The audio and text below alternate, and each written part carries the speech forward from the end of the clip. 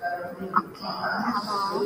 Kita kembali lagi ya dalam ayat jurnal penyesuaian.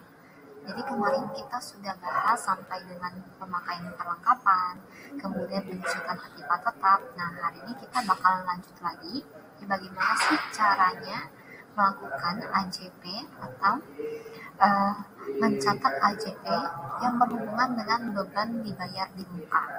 Nah, beban dibayar di muka ini contohnya ya seperti sewa dibayar di muka, lalu asuransi dibayar di muka, kemudian iklan dibayar di muka. Nah, itu contoh dari beban dibayar di muka. Nah, untuk beban dibayar di muka itu ada dua metode yang bisa digunakan. Yang pertama ini adalah metode harta. Nah, kalau metode harta berarti di neraca saldo tercatat sebagai bla bla bla dibayar di muka. Berarti itu pakai metode harta. Nah, kita lihat soalnya.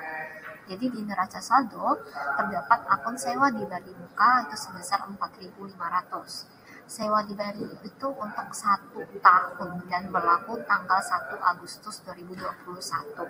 Berarti sewa ini baru mulai berlakunya 1 Agustus 2021, sedangkan neraca saldonya ini sudah 31 Desember ya 2021. Nah, bagaimana kita melakukan ayat jurnal penyesuaiannya? Karena apa? Karena ternyata ini tidak 1 tahun loh kalau dari Agustus sampai Desember. Jadi kita perlu melakukan penyesuaian. Nah, penyesuaiannya bagaimana? Kalau misalkan sewa dibayar di muka ini untuk 1 tahun, ya 1 tahun ini 4.500 dan ternyata sudah kita pakai,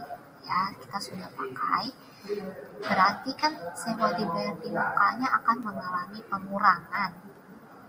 Ya, sewa dibayar di muka kan harta kita. Ibaratnya kita misalnya menyewa toko nih, ya, menyewa toko, tapi kita sudah bayar semuanya.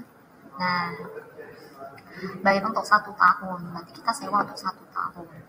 Nah, berarti kan dari Agustus sampai Desember, ya, itu kan sudah ada yang dipakai, ya kan, sudah ada yang dipakai.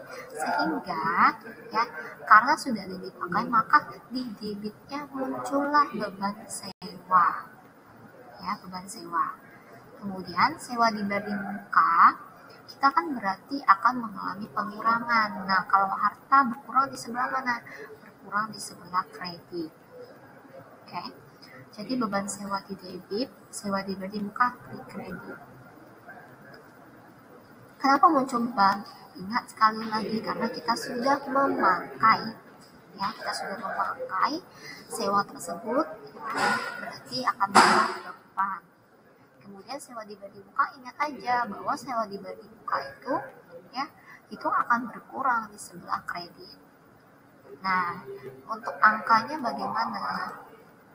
Untuk angkanya berarti 4.500 kita hitung dari Agustus sampai dengan 31 Desember, ya, itu ada berapa bulan? Agustus, September, Oktober, November, Desember. Itu sudah ada 5 bulan. Nah, berarti yang terpakai baru 5 bulan. 5/12. Kenapa per 12? Sekali lagi karena ini untuk 1 tahun.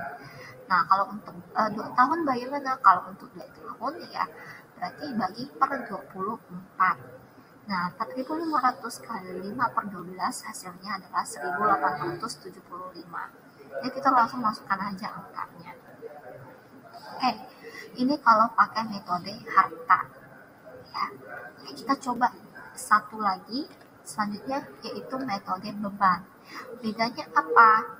Nah, kalau metode beban berarti di neraca saldonya itu tercatat sebagai beban. Ya.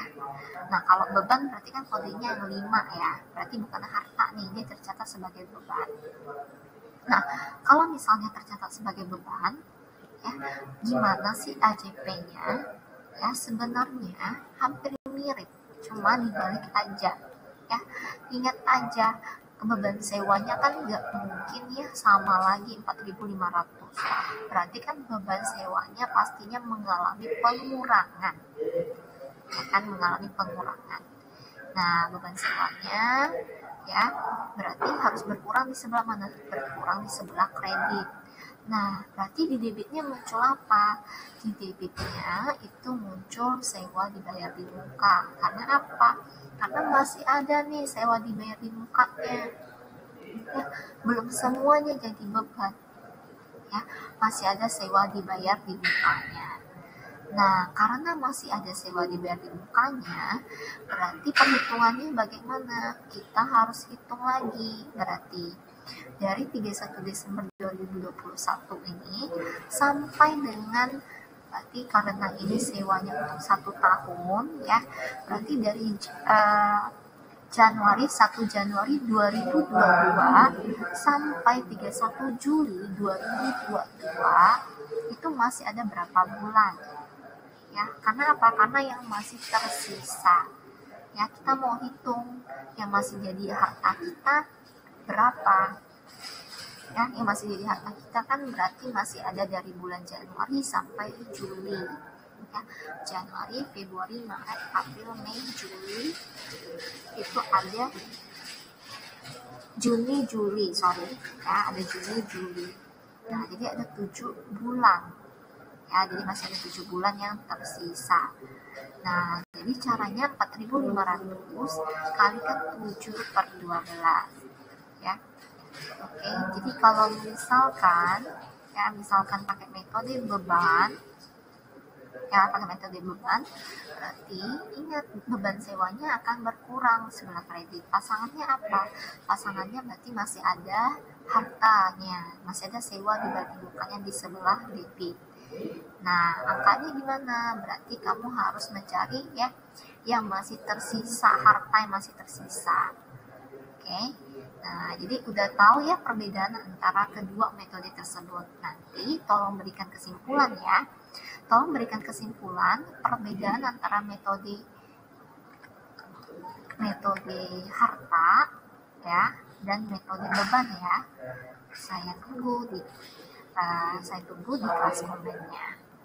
Oke. Kalau misalnya ada yang belum kamu pahami, nanti tanyakan di mic-nya atau di forum diskusi kita ya. Tolong kalian pahami baik-baik. Sampai jumpa.